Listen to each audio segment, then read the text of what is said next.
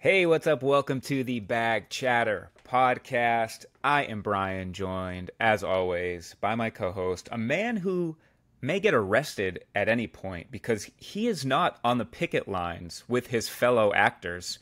He is in studio and he is actually recording and acting things lately that are getting quite a bit of notoriety. Adam, how you doing today? Oh man, I just betrayed all my compatriots in the Actors Guild. Every single one. I just said, "Screw you guys." That's what I said. I wrote them all a personal letter that said, "Screw you guys, dash Adam." And I think Fran Drescher or maybe Brad Pitt, somebody might show up actually while we're recording and take you away in cuffs. Your performance in the Honeybrook PA's Friendliest Golf Club video was Daniel Day-Lewis-esque, if I may say so. would you say it was more? So you invoked Fran Drescher and Brad Pitt. What a spectrum! Was it more Fran Drescher or was it more Brad Pitt? I feel like you looked more like Fran Drescher, but you had the acting chops of Brad Pitt. So Okay. somewhere I'm, in there. you look well sunned. You look like you've been on the beach for 2 weeks. Um, Yeah. just a question: were they out of shark tooth necklaces, and that's why you wound up with that? Like how did you land on that necklace specifically?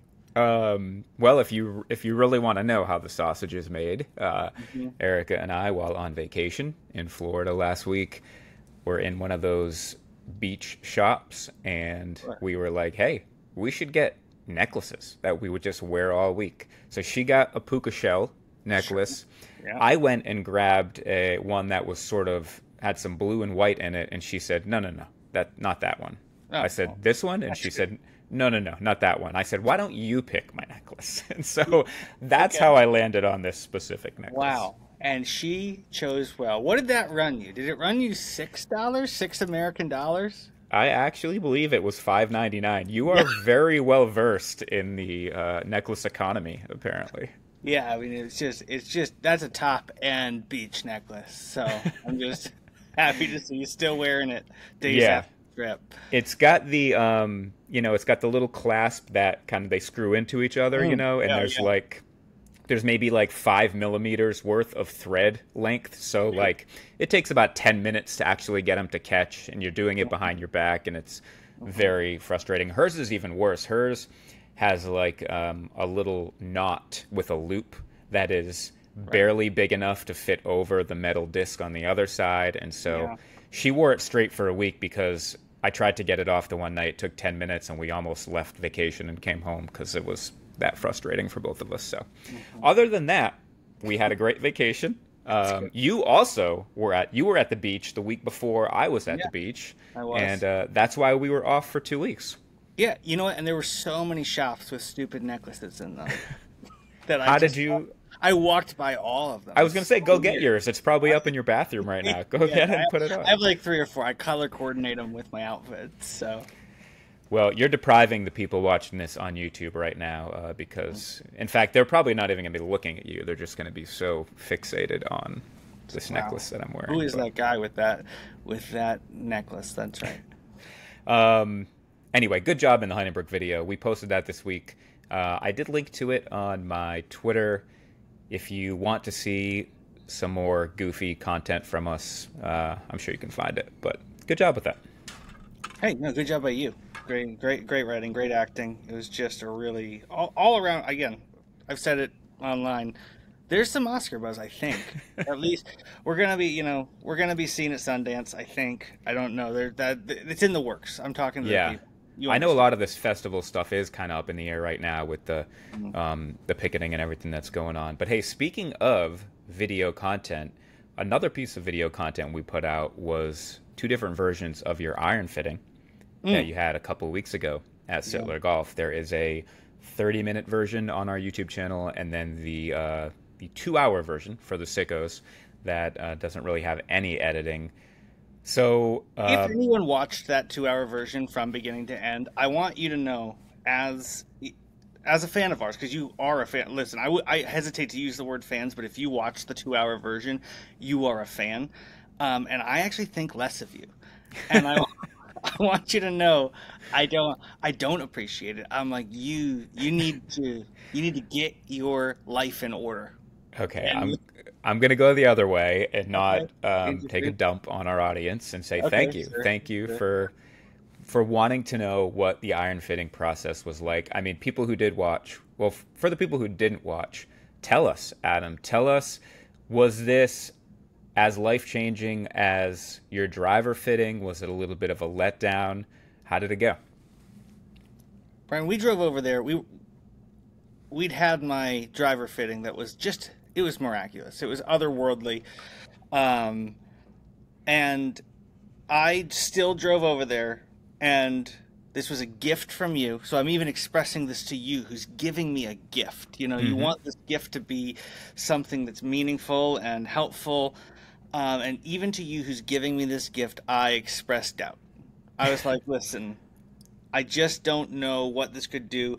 Best case scenario, best case is that we are going to find some absolute miracle irons that I cannot afford to buy right now. Right. That's what was going to happen.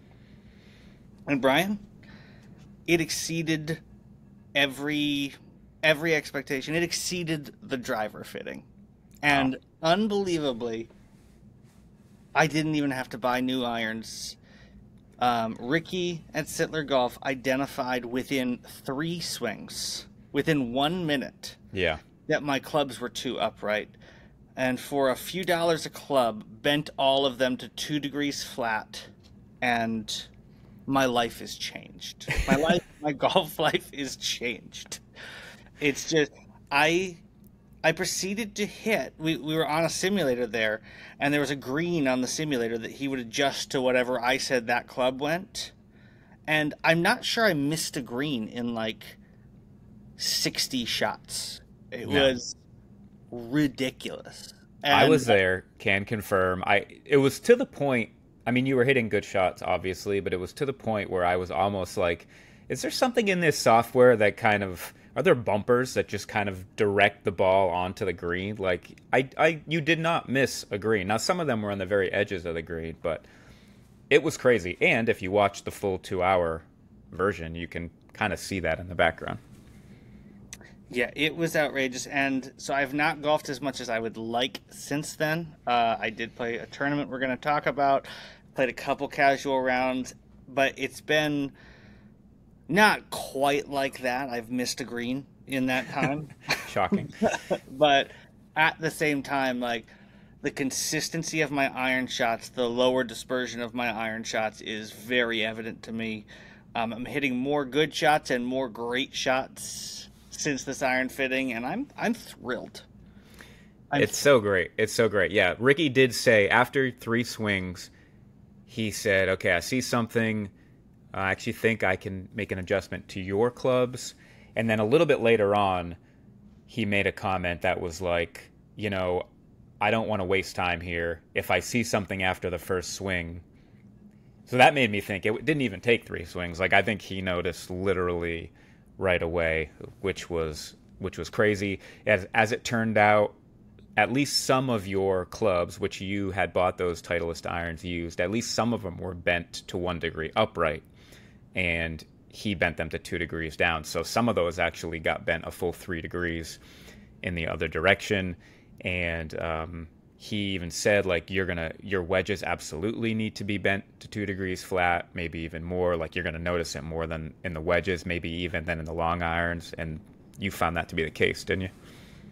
Yeah, I mean it's just taken like whole factors out of the golf swing for me, and that has continued. Again, I'm not hitting everything perfect, but it the golf swing feels simplified. I have shanked one ball on a range since then, Mm. and it's like, but everything was on the heel. So he was showing me with the upright clubs, my perfect strikes, what I thought were perfect, were on the heel, and Mm. I kind of suspected this. And so then if I'm 2 millimeters on the heel of what I think is perfect, it's on the hosel. And then when we bend them flat, suddenly everything's right in the sweet spot, and then I can miss 6 millimeters left, and it's back to what I thought was perfect before. Yeah. And so it takes 8 millimeters to get over to the hosel, and it's just like, okay, well, this is a different game suddenly. Yeah, you were actually gaining club head speed just because of the interaction you were having with the ground. You also said the clubs just visually looked different to you Hmm. and easier to hit as you were setting up to the ball. Yeah, it looked to me like the hosel was out of the way.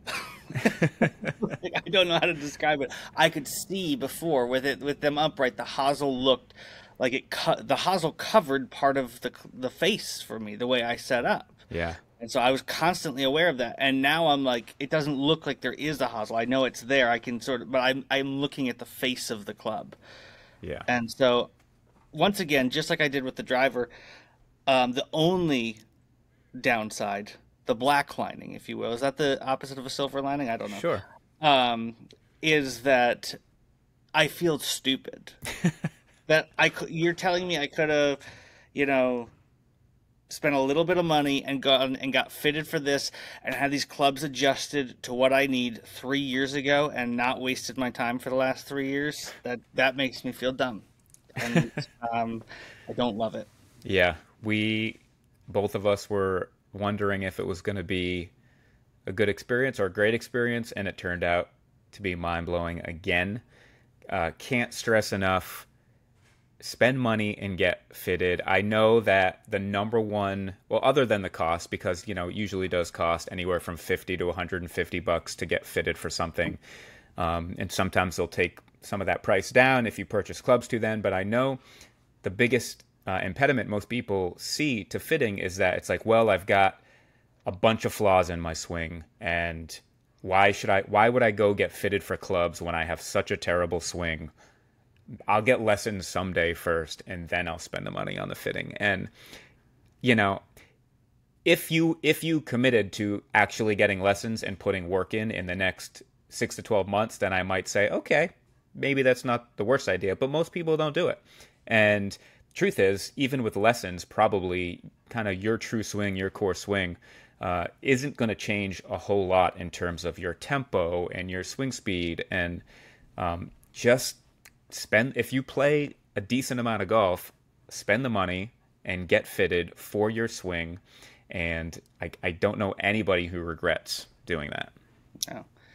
It is the biggest argument for I've hit forged clubs my whole life, and I've always felt not silly about that because I do like them. I like the feel of them. The ones I have are a lot less forgiving, but the ability the forged clubs as opposed to cast clubs are so adjustable in terms of lie and stuff like that. Where Ricky's telling me like, hey, every winter come in and check in with me, and maybe you needed a degree more flat on all of them. Maybe you've changed your swing a little bit because you're trying to get better, and we need to move them back 1 degree more upright, and all this stuff. And it's just like, it's so cool that these forged clubs are so adjustable in that way, and it is an argument for them. I'll say that. Yeah, and it's just, a lot of people when they think of fitting, they think of the length of my clubs or the stiffness or the shape of the head and stuff. But then there is things like lie angle and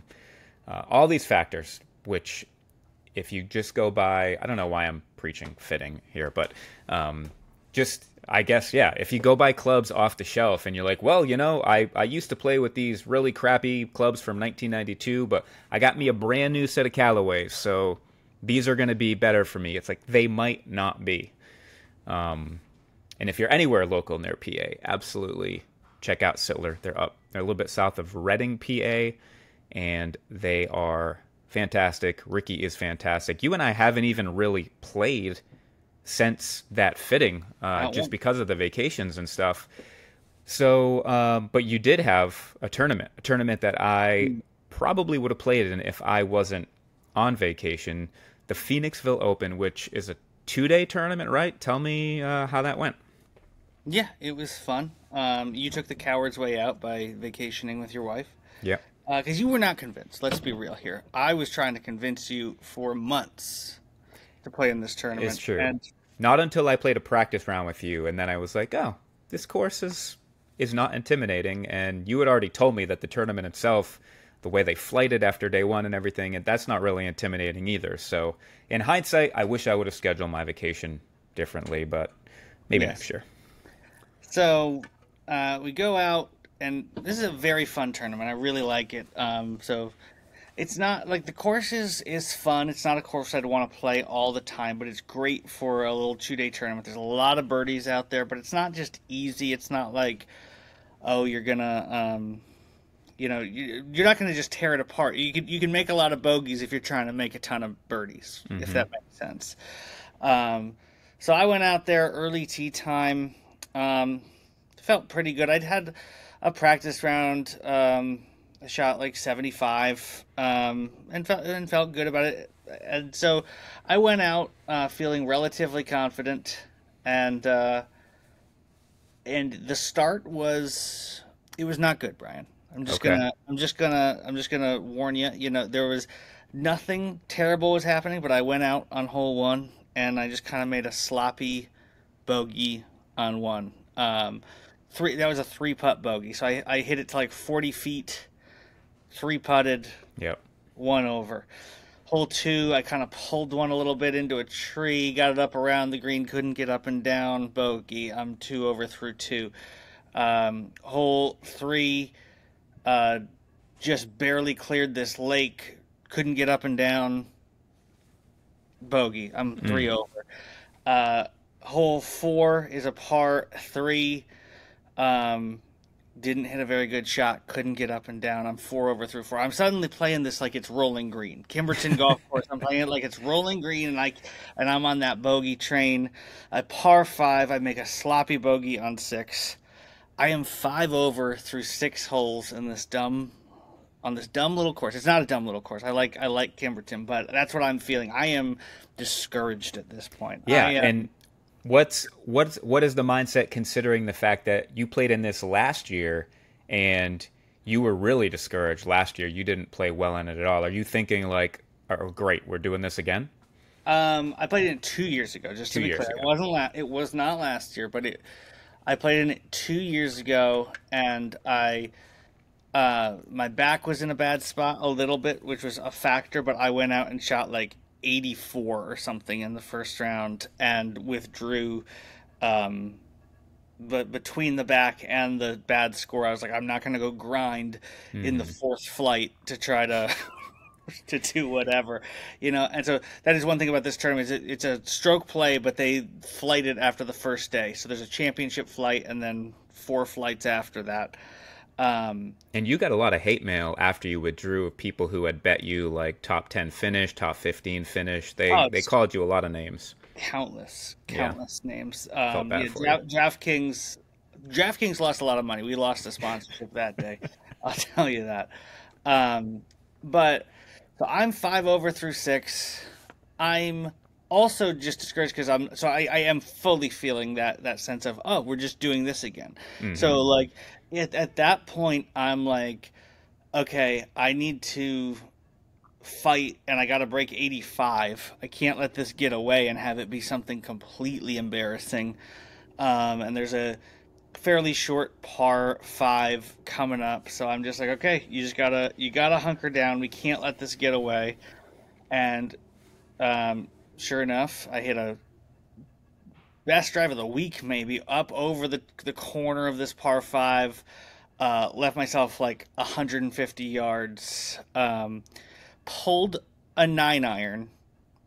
It was kind of 150 uphill. Pulled it hard. I'm like, that's it. This tournament, I should walk off this course. It bounces off a greenside tree right into the middle of the green. Okay. So suddenly I've got a 20-foot eagle putt that I not quite lipped out, but burn the edge on, tap in birdie. Yep. I'm like, all Mm. right, well, okay, that felt better. That felt better even with the bad shot, but I still hit a bad shot in there. Next hole's a dogleg right par four. Hit a perfect drive. Hit a wedge to like 25 feet. Downhill putt.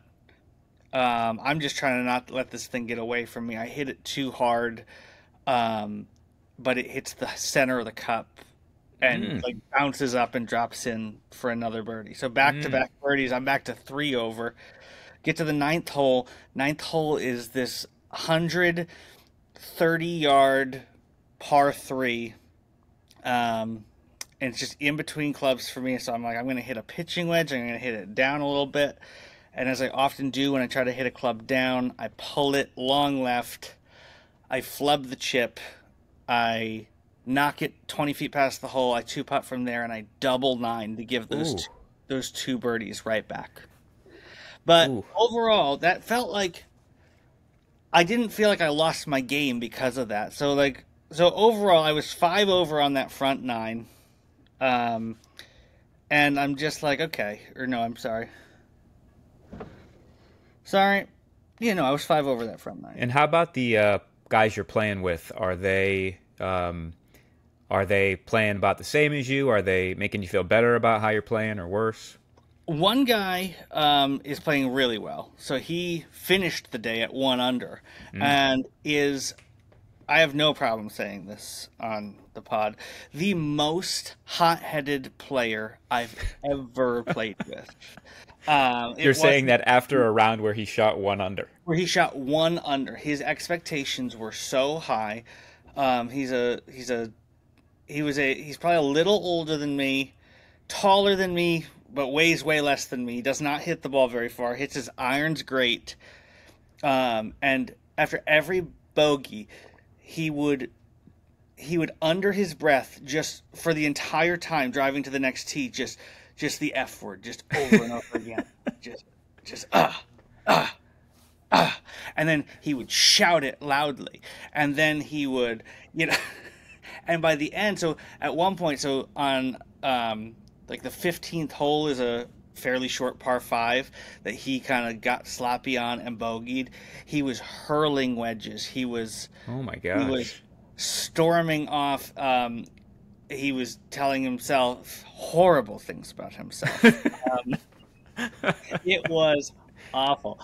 So wow. The other guys were definitely ahead. Everyone was ahead of me after that front nine. So I think he was like 1 under. Other guys were maybe 2, 3 over, and I'm 5 over after that front nine. I want to take your temperature on 2 things about your game here as you take the turn. Okay. Number 1 would be those irons, because people just heard you rave about the fitting, didn't miss a green. Now it feels like you've missed a few greens. So how are you feeling about the iron play, and then also the putting? Because I know that's been sort of a thing the last month. The putting was good. Was pretty good right away. And then the irons, it was one of the first rounds I played after the iron fitting. And so I felt good about them in the sense that I did not feel like I was fighting anything, if that makes sense. There was no fear of a shank, but Ricky even said this.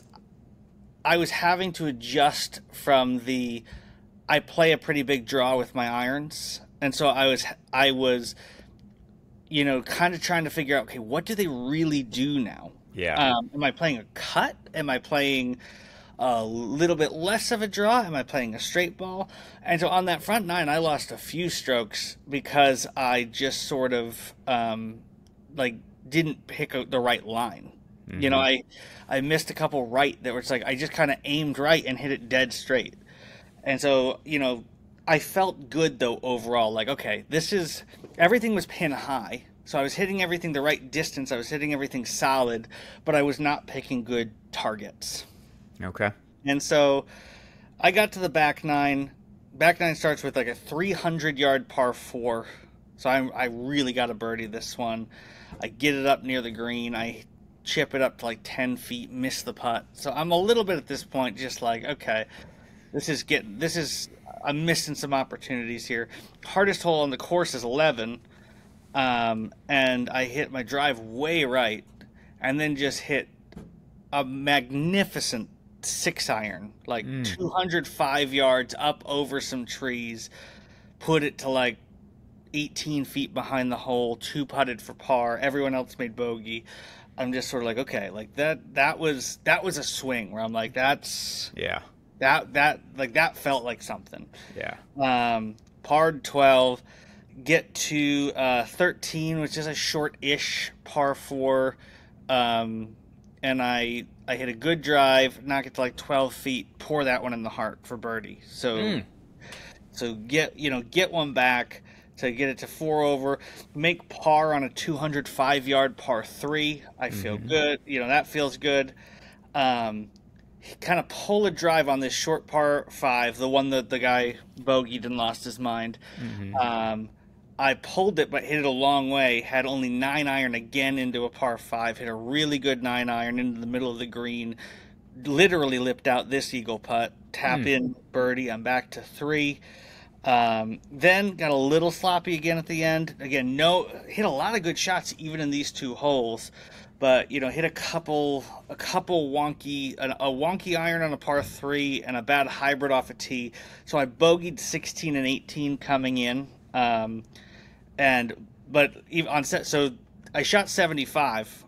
So I started it's par 70, started 5 over through 6. Yeah. Played even par the rest of the way. Could have been better, but that's just golf. That's golf. On 17, I hit one right, and I didn't even know there was any issue right. There's like this. They have this weird. It's like literally like a trash pile or something over there. It's all overgrown. And I thought I was fine right. Hit it right. It's dead in there. And I got it up short of the green in 2, but with a penalty shot, hit it to like 20 feet and made that putt to save par on 17. So it was, overall, I felt really, really good about that round. Yeah. Where it was just something where it was like, I'm playing well right now. It was the best stretch of golf in competition that I've ever had, probably. Oh, that's awesome. Where it was like, after starting 5 over through 6, I made 4 birdies in the next 12 holes, and just felt on the attack. I don't know how to describe it because you and I talk a lot about like the feeling of like trying to go low. People talk about that. I got into a mindset quickly there where I was like, I can make birdies here. I made the first one, then I made the second one, and I'm like, even with the double, I was like, I can make a bunch of birdies here, and I'm going to. And I'm like, I was 5 over, and I'm like, I can get this back. Yeah. And I started to. I didn't wind up getting anything back. I played it at even, but I was just like, this is something I can do, and so I'm like, so tomorrow I got to go in and I gotta get some more back, essentially. So the leader, so funny, working at AutoZone, Golf Zone. Clear, it's Golf Zone, everybody. I don't work at an AutoZone. Get in the zone.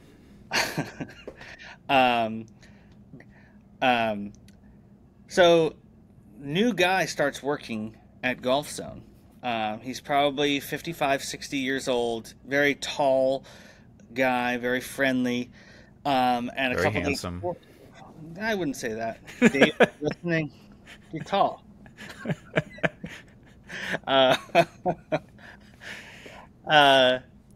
So he tells me, he's playing in a tournament this weekend, a couple days before I'm playing in the Phoenixville Open. I go, where are you playing? And he goes, I'm playing the Phoenixville Open up at Kimberton.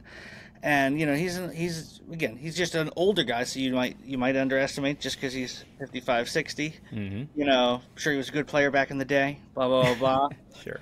So I look at the scoreboard somewhere in the back 9. Dave West, who works at the Golf Zone, he's fired a 66 that day. He's in the lead by 2.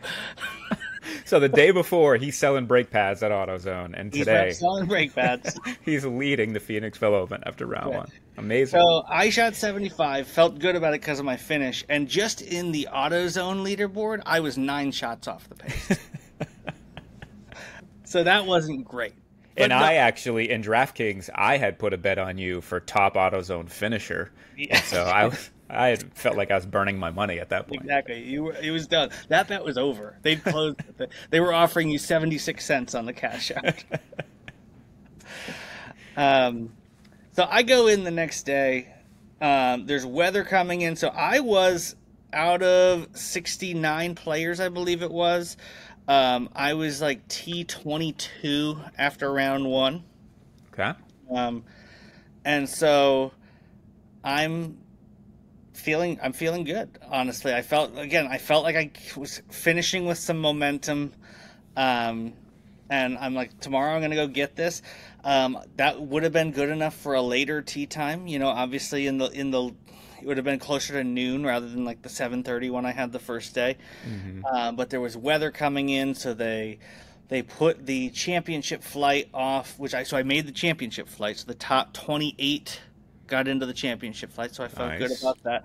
So they took the championship flight and put them off first, and I was sort of at the bottom of the championship flight, so I was one of the first people off again. And so I start round two, and exact same thing. I hit two, like an okay drive, okay approach to like 40 feet, three putt bogey, one again. Mm. So I'm suddenly 6 over on the tournament. Um, I I hit what I thought was a good shot into two's green, and it was just like it actually like hopped over a back bunker, which was very confusing to me. Could not get up and down. Suddenly I'm 7 over for the tournament. I'm like, okay, this is gonna. Are we really gonna do this again? Kind of thing. Yeah. And then the third hole's kind of a tough hole. It's a big dogleg right over water. Hit a perfect drive. Hit a great wedge to like 12 feet. Just missed the putt. Make par. I'm like, okay. Okay. The fourth is a par 3, probably 195, a little up a hill. I hit a 5-iron, knocked it to like 3 feet. Ooh. Knock it in for birdie. Back to 6 over for the tournament. Par 5, par 6, back to that short par 5. Once again, hit a good drive, knock it in the middle of the green, 2-putt for birdie. I'm back to even for the day. Come to that 8th hole, that dogleg right. I'm now even for the day, 5 over for the tournament. I hit a perfect drive. I have 78 yards in, and the pin is tucked way left, but the green kind of undulates hard to the left. Mm-hmm. So I aimed at the middle of the green, tried to hit a little draw, and I just hit it perfect. And it's up the hill, so you can't tell how good it is. I get up there, it's 8 inches from the hole. So I've made suddenly, so I birdied 7 and 8 both days. Get back to the 9th where I made the double before. And I hit, I'm not going over the screen. I'm not doing it. So I hit it. It's just short right. I hit it up to 3 feet. I have 3 feet, 3.5, 4 feet. I don't know, 3 to 4 feet for par to shoot 1 under on the front. And I just missed that putt. I just missed it. And it was the only short putt I missed either day. So back to even. So the one on the 8 had got me to 1 under for the day. So I'm even par. I just miss a birdie putt on 10. I par 11 again. So I'm even on the day. I look at the scoreboard. I'm suddenly T12. I've moved up 10 spots. Everybody is moving back. It's a rainy, windy day, and my even par has gotten me to, T12, and suddenly a big crack of lightning hits. Oh. So I hit a good drive on 12. We head in. And so at this point, I'm like, I'm not catching the leaders, but I'm like 7 off the lead. So the leaders have backed up a little bit. They're at 3 under. I've gotten it to, no, I've stayed at 5 over. So I'm 8 off the lead. This is exactly what it is. But I'm coming into the stretch that there's a lot of birdieable holes there. I'm just feeling really confident in my game at this moment. So we go in. We're all. It seems like it's gonna pass. It rains for an hour, then an hour and a half, and eventually they just call the tournament. Unfortunately, so they did not revert back to the first round, which I'm glad about. The leaders got through 7 holes. Okay. So they reverted everything to a 25-hole tournament, is what they did. Okay. So, overall... So did you not get the birdies on 7 and 8? Did they not No, count for you? they took away my birdies on 7 and 8, Oh, but they also took away a bogey on 9. So overall, I finished 6 over.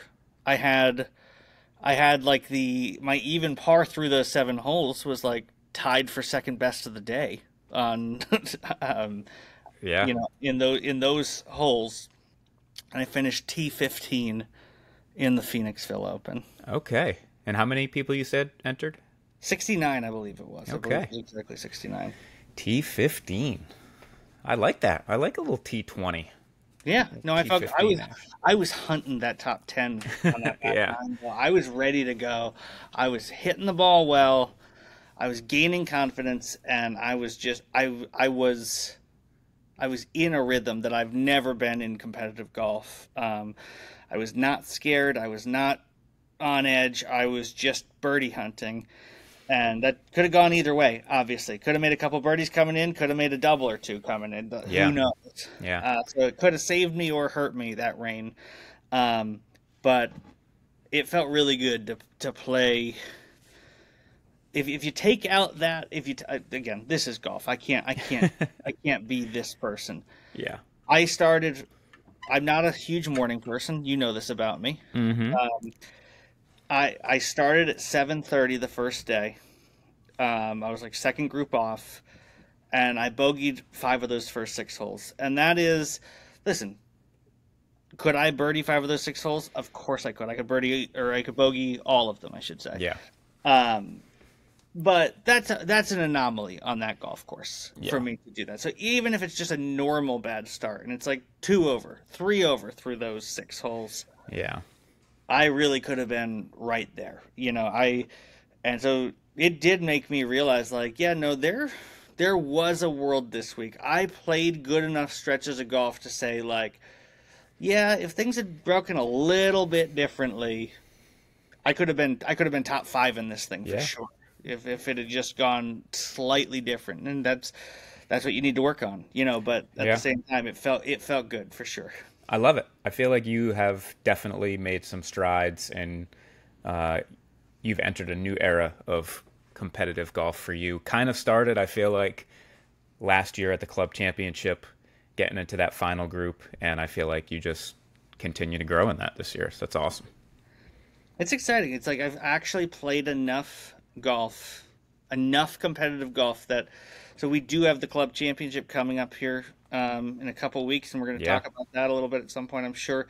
But I'm actually, for the first time in my life, just not nervous. I'm just not. It's like, I Yeah. don't know if I'm going to play well, Right. but I know that I'm not considering whether or not the fact that it's competitive is going to affect my game. It's just purely a question of, Right. will I play well those days? Right. So that's the question I have every time I ever go golfing. That's what that is. Right. That's what golf is. But Right. I don't have this, like, okay, what's it going to feel like when I get on that first tee? It's going to feel like golf, and I've done a lot of it. Yep. That's awesome. Can I tell you about a round that I played recently?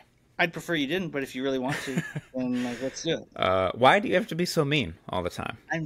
This is how I make friends, This, Brian. this is how you show love? Okay. This is my love language, is being mean. Um, Can we just agree real quick? Okay. yeah. Which love language reflects worst on a person's character if it's their primary, and why is it gifts? Wow, you throwing shade at the gifts Yeah, people. and I don't know, maybe Erica's love language is gifts, and if so, I think less of her. It's like all the others are distinctly less mercenary than gifts. I will say, it is not Erica's primary love language. In fact, it's very low on her priority list, which is great for me because it totally takes the pressure off.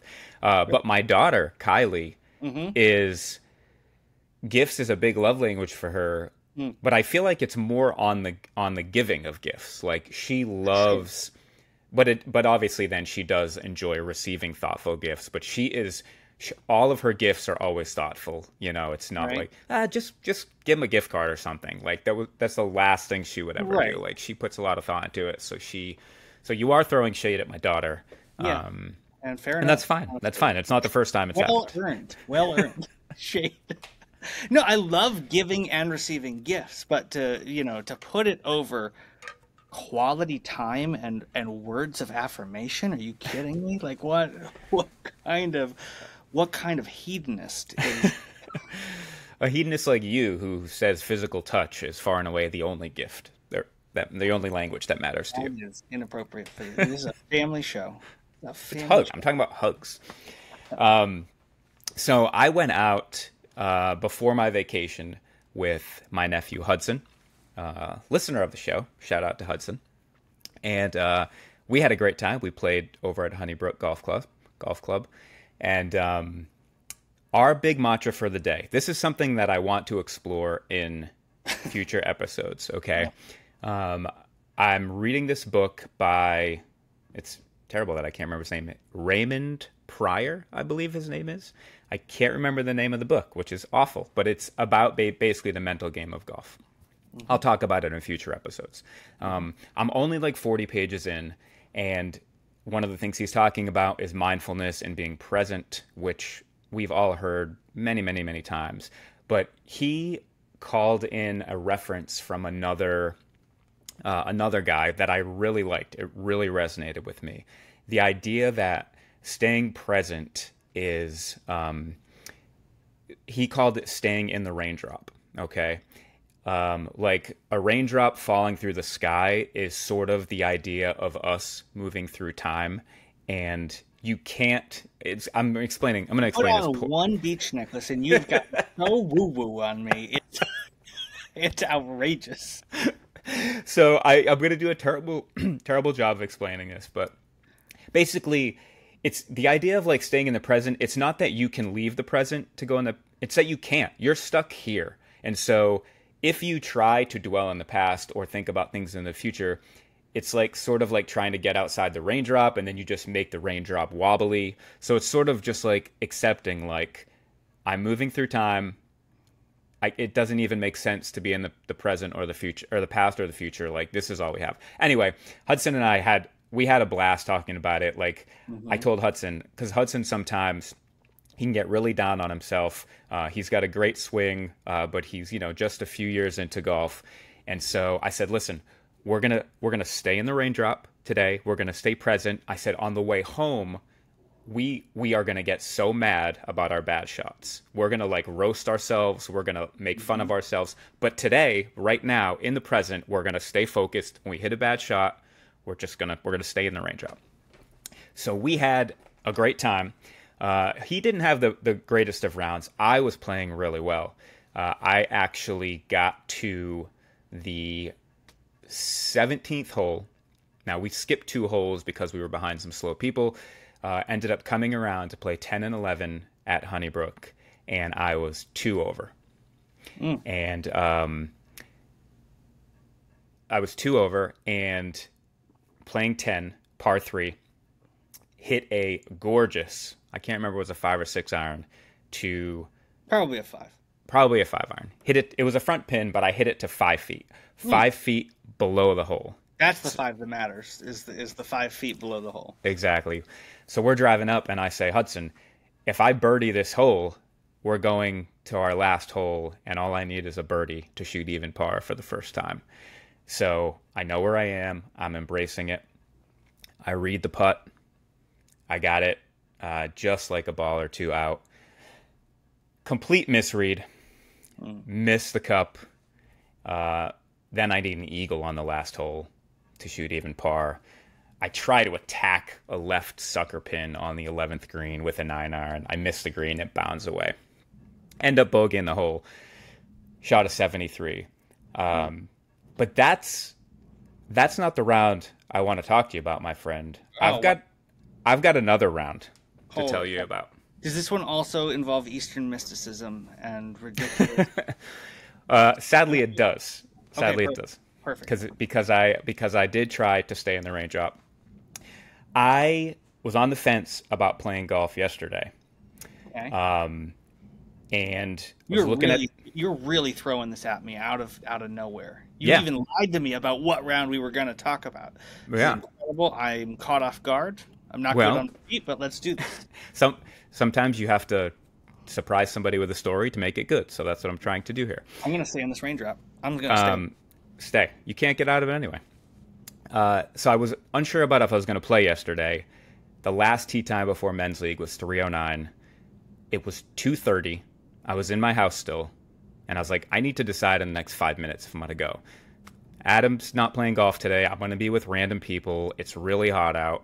And I was like, nah, I'm going to go. So I got in my car, literally booked the tee time as I'm driving to the course. Don't do that at home. It's very dangerous.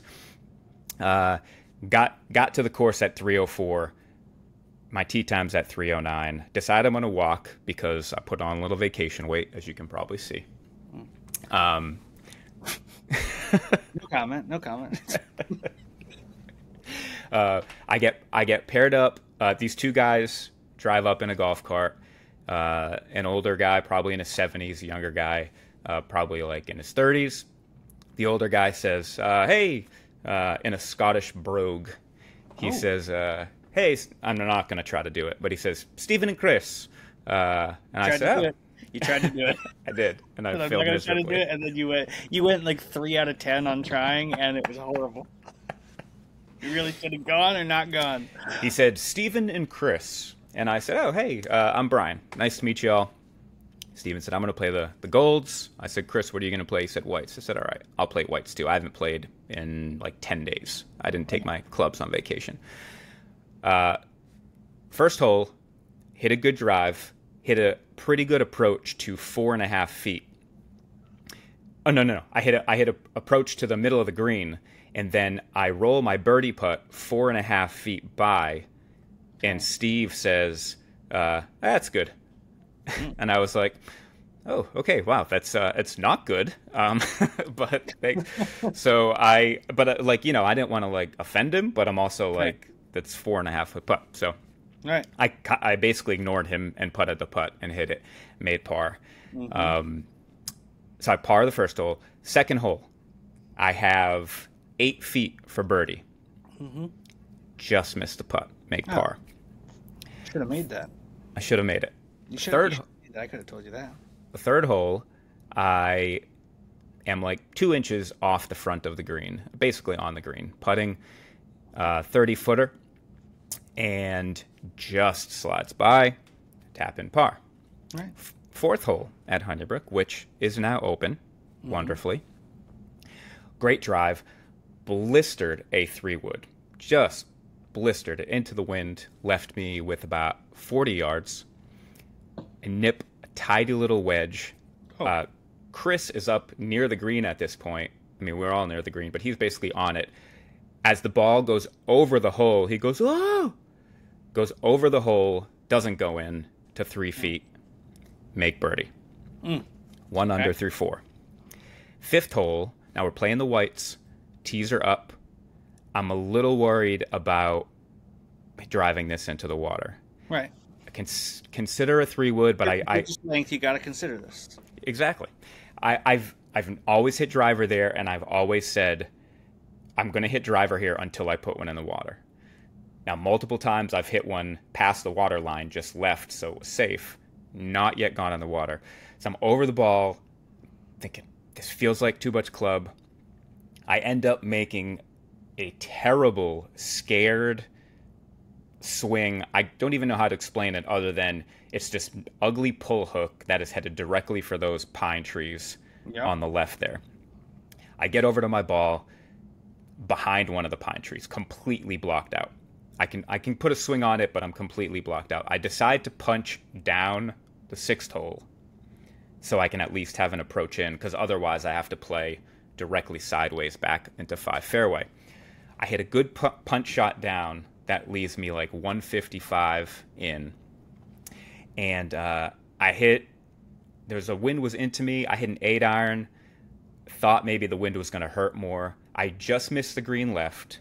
It kicks off the side hill, left and behind the green. Mm-hmm. And I'm like, I don't know if this thing is going to stay up.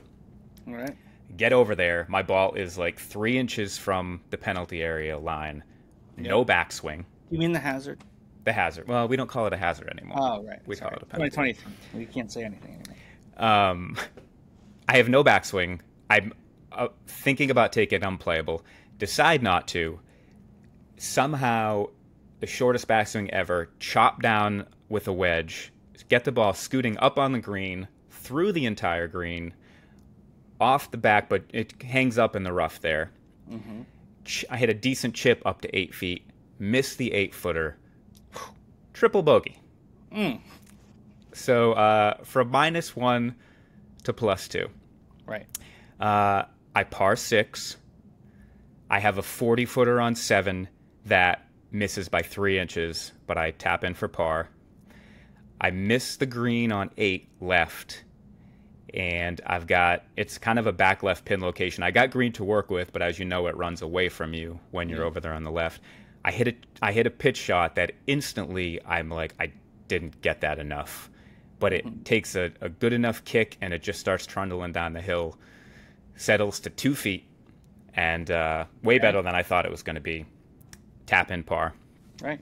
Get to 9, on into 2-putt, take the turn at 2 over with 1 birdie and a triple bogey. All right. 32 incoming on the back 9. I can feel it. 32 incoming. Wouldn't that be nice? So on 10, I hit the green, and but I had like probably 35 feet. I hit a putt that the whole way looks like it's going to miss right, and suddenly 5 feet from the hole starts diving left and ends up missing left by like a ball. I couldn't believe it, but it settles at 4 inches. My lag putting was on point. Tap in par. 11, hit one of my worst drives, other than the pull hook, one of my worst drives of the day. Fan this drive over near the electrical box over there on the right. Yep. I've been there. Yes, we've all been there. Even people who've never played the course have been there. Everyone's been at an electrical box in their life. Yes, inside the raindrop. I hit a mediocre 5-iron. It almost gets to the green, just hangs up a little bit in the rough right. But I hit a pretty good pitch to like 8 feet. 8-footer to save par, miss it left. Gets me to 3 over. And this 32 is going to be really hard. On 12, I hit a great drive, wait for the green to clear, got about 260 to the front, but it's into the wind today, and but then I flush it, but it starts right, and it's not coming back. It ends up hitting the cart path over by the bunkers over there. Yeah. And bounds towards the 17th green. But when I get to my ball, I'm not blocked out. Like, I'm way over there in the rough, but I can actually see most of the green, including this back right pin, which you and I hate. Both of those back pin locations are on 12. Yeah. But I got to punch a 6-iron. I have to land it either before or after the cart path, get it up over the mound and onto the green. And I clipped a beautiful little 6-iron, got it up there, got it running up on the green to about 15 feet, and 2-putt for my par. Okay. Still 3 over. 13, it's back right pin location. It's my hole-in-one location. Yeah. And there's a plaque back there, I think. What's that? There's a plaque back there, isn't there? Yeah. Many people don't know where it is. I don't know where it is, but apparently it's somewhere back there. I hit the green, have about 25 feet for birdie, miss it, but have a tap-in par. Still 3 over. And I'm playing well, and I'm not missing many shots. After I triple bogeyed 5, of course, any thought of like, oh, this is going to be a good round today kind of goes out the window, but then slowly start to kind of feel, like I'm playing pretty well today. So we get to Amish Corner, and I'm like, okay, I'm 3 over. Like, I can birdie at least one of these holes. 14 or 16, I can birdie. Like, if I can get to 2 over, then 17 and 18, hey, who knows? It'll be just like the other day with Hudson. Yep. So 14, wait for the green to clear, which, you always feel little bit dumb, but whatever. It's a short par four. I blister a drive on a perfect line. And you can never totally tell from the tee box, but I'm like, yeah, pretty sure I found the green there. Should say that these guys that I'm playing with, the really good guys. Right. Chris is probably like a mid-90s golfer, pretty quiet. The Scotsman, Steve, he and I think he plays at Honeybrook a lot. So you may have even met him before. I don't know, but he was a quirky fella. He would routinely hit a bad shot and then just drop another ball and try to hit it again, which, it's fine if you have the time for it. But right. I was walking, and so just about every time he was go to hit a shot, I'd sort of be parallel with him, and then he'd hit, right. And then I'd start walking up. I'm not lying when I say 5 or 6 times, I'd be like 20 yards in front of him, and all of a sudden I'd just hear, crack! And I'm like, instantly like, what the heck? Like, no warning, no like, hey, watch out, I'm going to hit another one.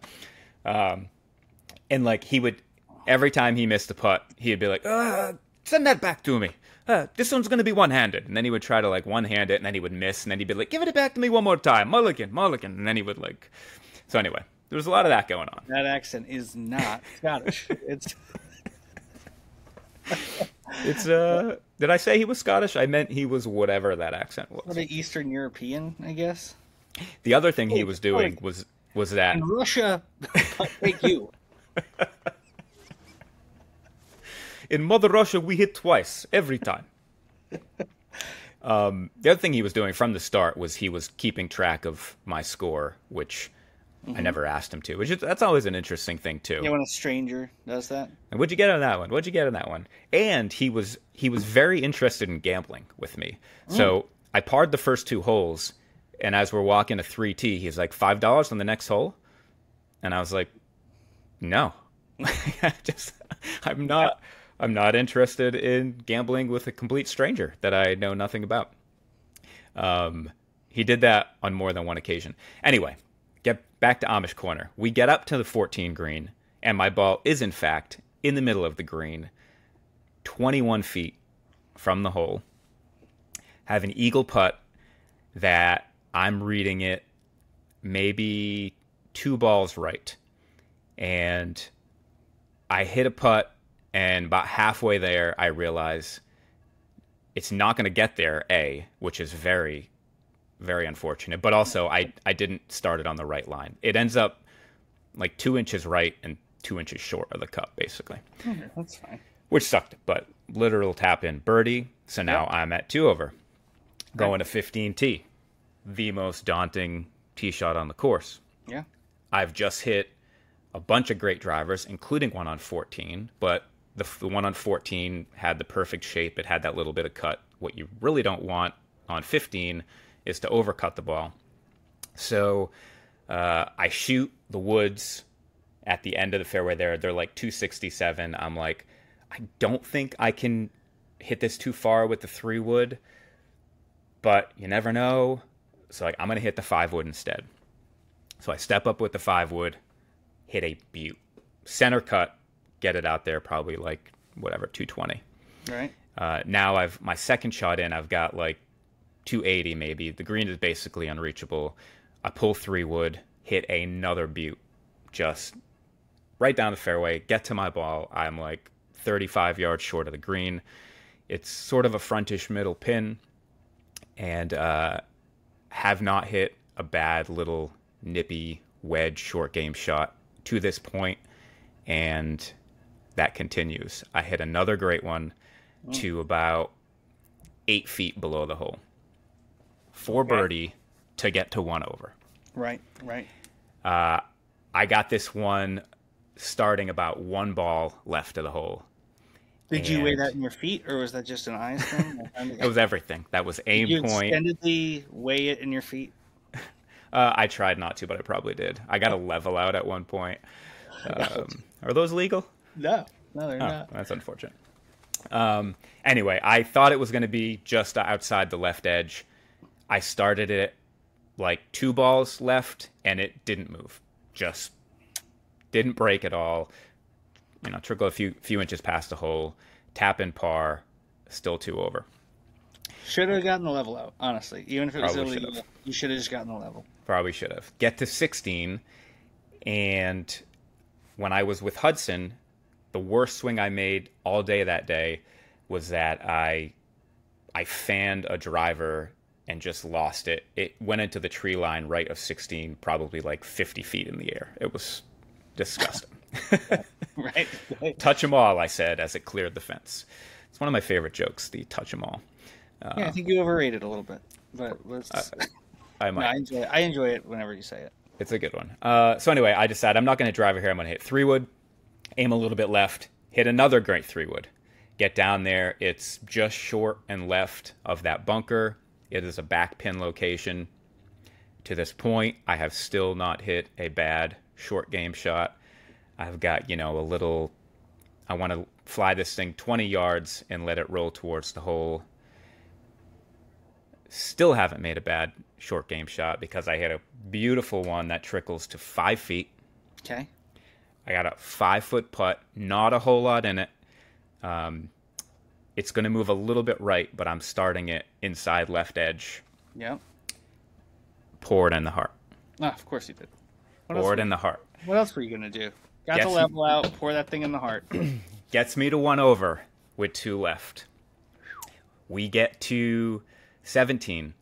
Steve says, or no, on the green, actually, on 16, Steve, when I had a 5-foot birdie putt, Steve said, whoever makes a birdie buys a beer. And I was like, yeah. Interesting. I said, Steve, don't underestimate. I will miss this putt on purpose just so I don't have to buy you a beer. But then I didn't. We get to 17, and he's like, $10 for this hole? And I was like, nah. And he was like, you're not into gambling, are you? I said, nah, not really. He's like, are you into beer? I was like, yeah, I'll have a beer. It was just a strange exchange. Anyway. Yeah, that was odd. So on 17, it's a front right pin location. I shoot it at, and this is why I asked you about the 9-iron earlier, because I shoot it at 146. And I typically feel like my 9-iron goes in that 140 to 145 range. I can't feel any wind. Like, it is super muggy, super hot. I'm standing there in the tee box, don't feel any wind, but I know that the way the wind is blowing that day, if there is wind, it's going to be a little bit hurting. And so I'm like, without wind, I think this 9-iron might just be enough to get there. Maybe a little short, but I feel like an 8-iron is going to be too much. And so I truly sort of feel between clubs. I stick with the 9. I hit, it's probably the most purely struck iron shot I hit all day. Just a gorgeous 9-iron. Started on the pin, didn't leave the pin, but in the air, I'm like, gotta go. It's gotta go. It's gotta go. It lands 3 paces short of the green and rolls like 5 feet maybe. So it doesn't quite get to the green, but it's literally 3 feet off of it in the fairway / fringe, and it's a front right pin. So I've got 30 feet. And I know you can picture exactly where that whole location is. This putt is going to dive right on me. Yeah. But because I'm off the green, I can't move my ball. I've been putting with a line a lot lately, but I can't do that obviously because I'm not on the green. So, but I feel good about my pace. I've been lag putting great all day. I line up to where I think it's high enough. I strike the putt, but instantly I know like, I didn't hit this high enough. And so it ends up being the perfect weight, stops, pin high or whatever, but it is 3 feet below the hole. All in all, a pretty good putt. Yeah. I'm walking over to it, and the guys that I'm with are like, yeah, that's good par. And I said, actually, I hadn't said really anything about my round to them at this point. Right. But I said, actually, I'm on sort of like the verge of like potential personal best here, so I do need to putt this out. You gotta make it. And they were like, oh, okay. So line up this 3-footer. It's just up the hill and maybe take an extra second over it. I hit the putt, but it did not hit the back of the cup. It like just got over the front of the cup. And actually Steve was like, oh, a little nervy there, were you? And I was like, yeah. I said, well, here's the deal. With that par, I am now 1 over going into the 18th hole, and I have never shot even par before. So if I can birdie 18, this will be my best round ever. And they were both kind of like, oh, okay, that's awesome. So get up to 18T.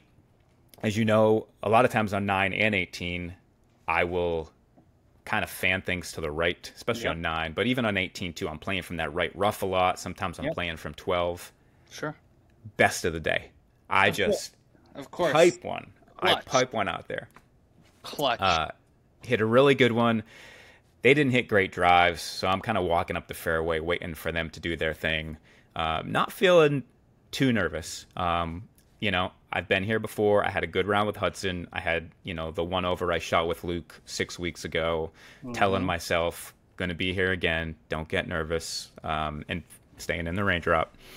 And I shoot the pin at 68 yards. It's a middle pin, a little bit to the right. So with 68 yards, I'm going to hit this. I pull my 54 degree. I'm going to hit this little parallel to parallel baby wedge. You lost me. You lost me at parallel to parallel, but all right. Was that too technical for you? Yeah, it was too technical. If this goes poorly, it's because you thought parallel to parallel in this moment. But continue. I'm going to hit this little baby wedge. I've had a few of these throughout the day. I've hit them all well. Sometimes I tend to pull this shot a little bit. So the fact that the pin was right, I was like, you know what? I'm kind of going to aim at the pin, and if I pull it a little bit, it'll be in the center of the green. 68 yards, step over the ball, feel pretty good. Doesn't come off the face exactly how I think, and instantly I'm like, oh, you gotta go, and it comes out right a little bit. Okay. But it's at like the right side of the green, and about halfway there, as I'm telling it to go, I'm like, okay, this actually is gonna go, and it lands on the green. The green's a little bit elevated there, so I kind of can't really see it run out, but I think, okay, that was actually not bad. I might have 15 to 20 feet for birdie. Yeah. Start walking up there. I get up there. It's a little bit better than I thought. It's exactly pin high, 12 feet from the cup. Oh boy. Oh boy. Here we go. Meanwhile, these guys are kind of making a mess of the hole a little bit, which is fine. And I'm fine taking my time, so I put a mark on it, pace it out, of course. It's exactly 4 paces. I'm like, okay, this is 12 feet. Look at the hole from every direction. I'm like, okay, this putt is it's going to move left if it moves. And it is going to move, obviously pace dependent. And obviously I'm going to get this putt there. So the question is, when I hit this, how much of the break am I going to take out, if at all? It's also just from where the hole and my ball is, it's a little bit downhill, which I'm kind of happy about.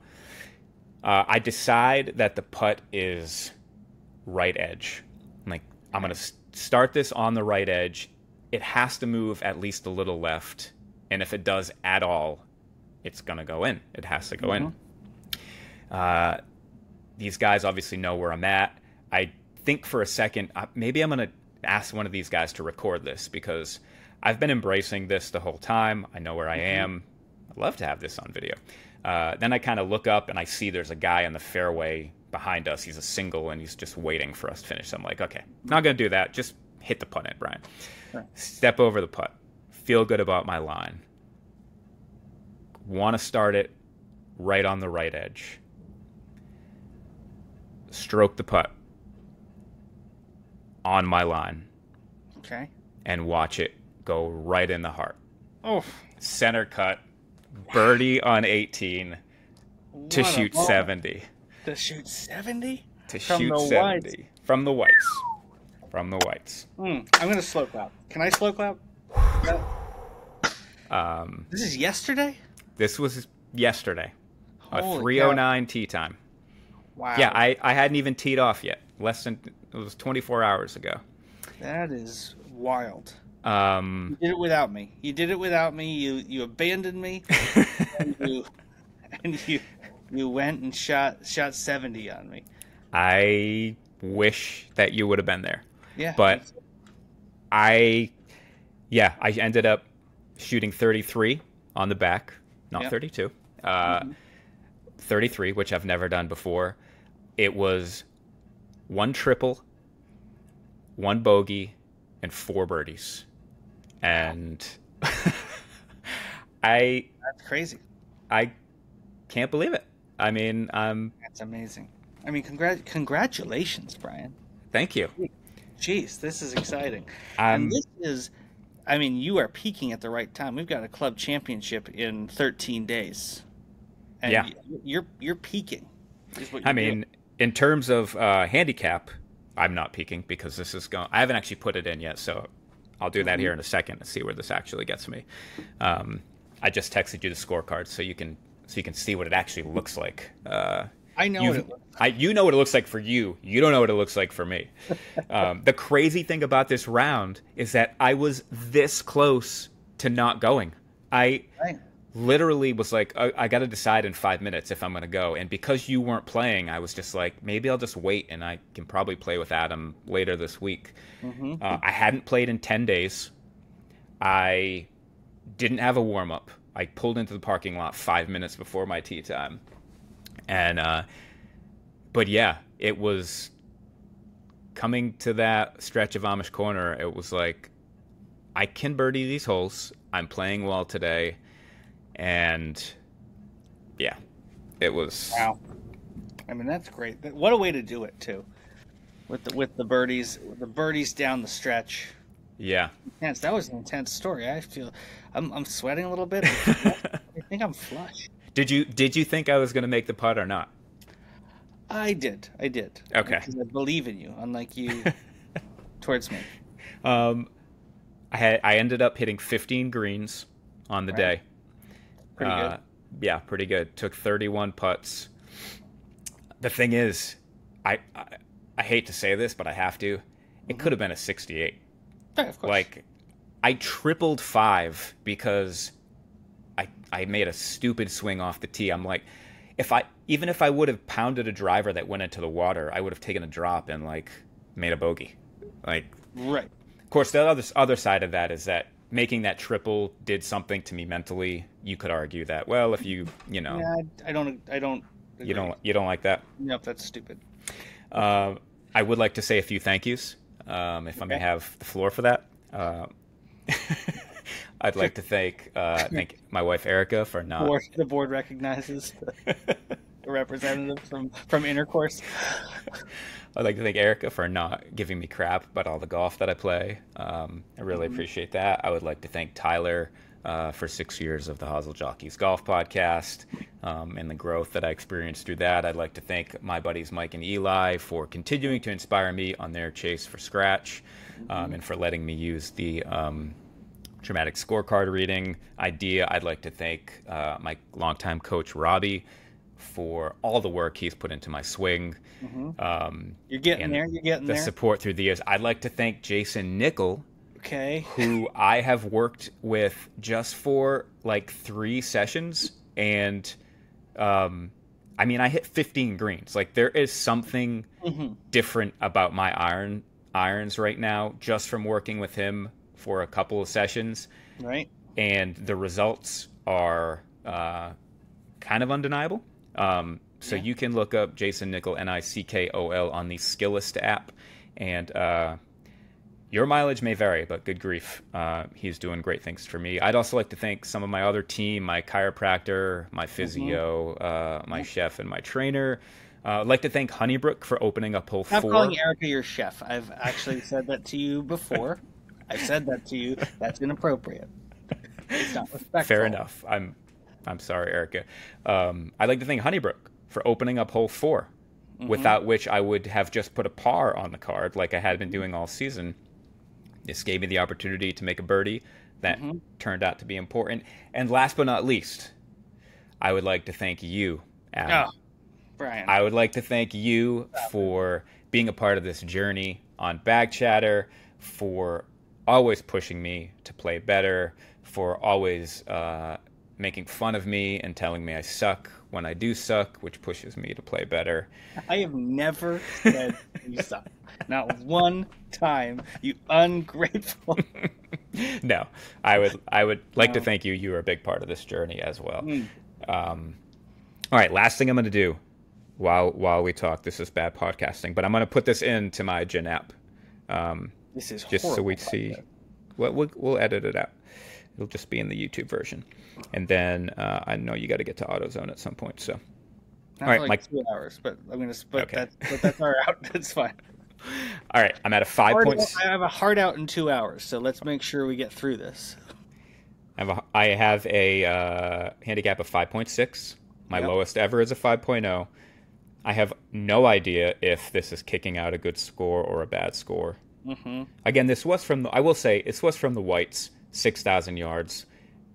It's not where I should be playing, and I fully realize that. It's a glorified par 3 course, Brian. Jesus. And you know, I hadn't played in over 10 days, and the guy I was playing with was playing Whites. If he would have played Blues, I would have played Blues, but whatever. I'm glad I played Whites because I shot 70. Here we go. Enter hole by hole score from the Whites. This is very dramatic.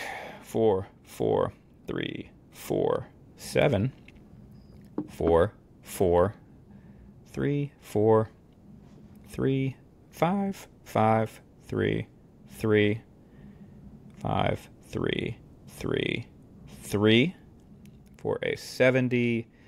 Post it. Trending handicap is a 4.9. Whoa. We've 4 hit point. the fours. Wow. We have hit the fours. Uncharted territory. My Okay. So, I mean, this leads really well into, and I mean, we'll be talking about this in the future, obviously. Right now, it's grind time for the club championship. We've got 13 days to the club championship. Yep. We got to be playing the Blues now. Yep. From here on out, we're playing the Blues every time we play. Yep. We got to be working on our games. We're both at a good place in our games, and so we could both be in the final group. Brian, Wow. you shoot 70, I shoot 72. You know, Like how you caught yourself there. yeah. Then we're we could be there. We could be there together. Wow. Okay. So what do we can we get out and play? Can we play 2 rounds from the Blues in the next 10 days? Can we do 2 rounds in one day even? And Yeah, get one of your 36 hole goals out of the way. Yeah, we need to have a club championship. okay. To really get the state of our games when we're like saying, okay, putting everything. Obviously, it sounds like you did today anyway. So I'm not throwing shade. How Not dare throwing you. Mike shade. But then it's like, so we got to see where we're at going into this. Yeah. Okay. Let's do it. Let's hang up and let's figure out what day to do that, and let's make it happen. Okay.